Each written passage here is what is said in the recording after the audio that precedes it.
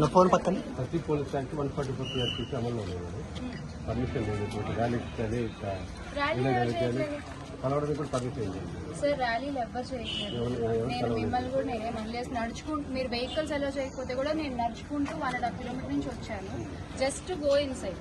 నేనేం ర్యాలీలు చేయట్లేదు ఇక్కడ. మేము ఎవ్వరం ఏమి మిమ్మల్ని ఇబ్బంది పెట్టట్లేదు. నేను లోపలికి వెళ్ళి అన్నను కలవడానికి వెళ్తున్నాను. ఎందుకు వై అంటే ఎందుకు కావాలని ఆపుతున్నారు మీరు? మీరు ఏంటి ప్రాబ్లం? చెప్పండి 144 ఈ విధంగా గ్యాస్ ప్లీజ్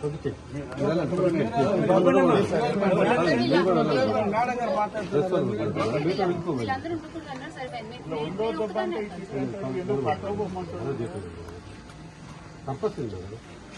సార్ ఈ రోజు అన్నను కలవాలి ఎప్పుడైనా సరే.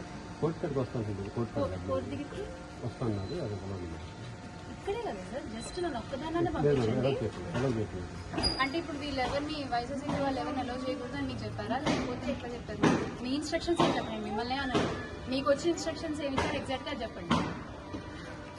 ల్యాండ్ ఆర్డర్ తీసుకొని ప్రైస్ పెట్టి ఇదవ్వకుండా ఉండదు సార్. ఎంట్రన్స్ గేట్ దాకా వస్తారు సార్.